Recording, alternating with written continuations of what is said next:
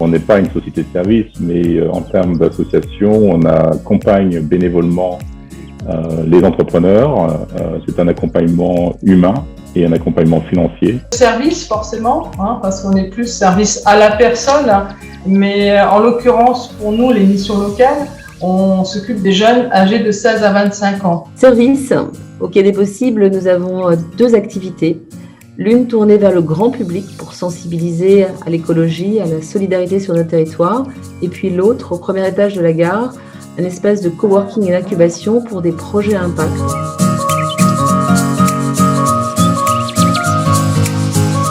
C'est TPE. On est 4 personnes à temps plein et on a 130 membres, chefs d'entreprise et dirigeants d'entreprise et on va dire 15% de retraités qui eux aussi ont été des dirigeants d'entreprise. C'est pas vraiment une entreprise, mais j'agis comme telle en fait. On a un cabinet comptable, on a un expert comptable, on a un commissaire aux comptes, j'ai un bureau, un conseil d'administration, une assemblée générale. TPE, en 3 ans, nous avons salarié 7 personnes et en plus, nous avons 3-4 alternants.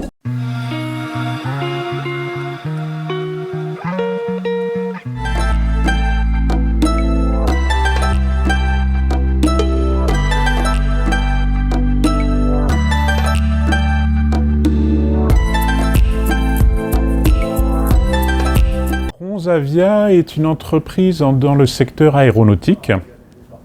Nous faisons principalement des pièces et des équipements qui vont équiper des avions, des hélicoptères, des avions d'armes, des fusées, voire des satellites. Ce que nous fabriquons principalement, ce sont certes des pièces et des équipements, mais qui sont réalisés en chaudronnerie et mécano-soudure, à savoir que notre principal métier, c'est le travail du métal. Et les métaux que nous travaillons, c'est principalement l'aluminium, l'inox, les inconels, le titane.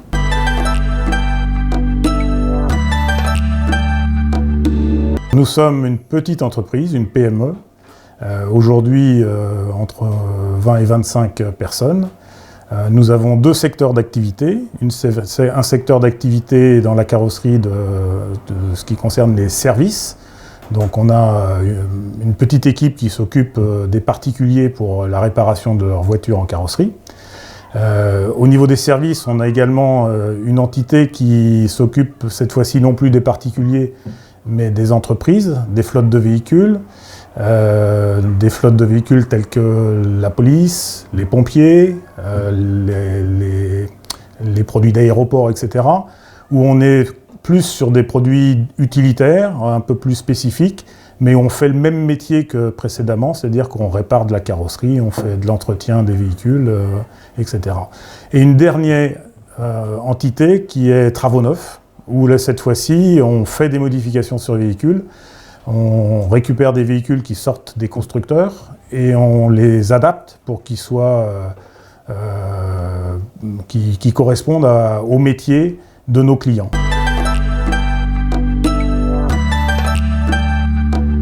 L'entreprise ICEP, c'est un éditeur de logiciels, spécialisé dans 2 métiers. Le métier de la distribution de GPL, donc nous réalisons des logiciels pour des entreprises qui livrent du gaz à leurs clients.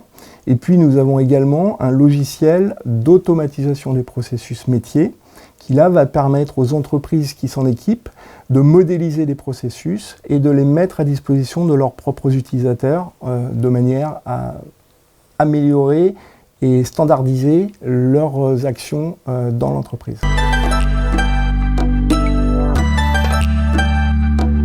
L'entreprise Olmeca, elle a été créée en 1989. L'existence de cette entreprise a commencé par une entreprise individuelle, donc j'étais en nom propre. J'ai travaillé seul pendant un certain nombre d'années, jusqu'à aujourd'hui, avec différentes évolutions qui se sont faites d'une manière assez naturelle. On propose tout d'abord de l'usinage complexe, en tournage, en fraisage, et du montage. Nous avons une salle propre. Olmeca a 32 ans d'existence et elle s'est faite dans une continuité plutôt progressive. On n'a jamais voulu aller plus vite que l'acquisition des compétences. Et aujourd'hui, nous avons une reconnaissance d'un certain nombre de clients dans différents secteurs d'activité.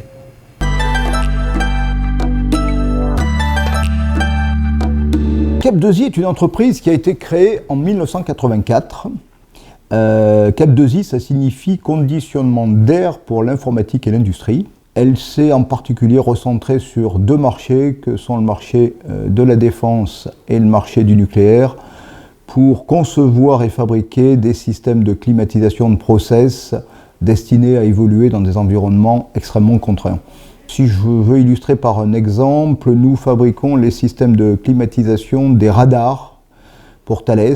Ça nécessite un savoir-faire que très peu d'entreprises ont en France. Au même titre, dans le nucléaire, nous devons faire du matériel qui doit être fonctionnel pendant et après séisme. Ce sont les normes de sécurité post-Fukushima. Et dans ce domaine-là aussi, très peu d'entreprises sont capables de réaliser cela.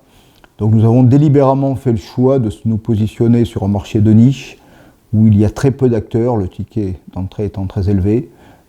Et aujourd'hui, effectivement, ce savoir-faire, nous le développons sur le marché français et également à l'étranger.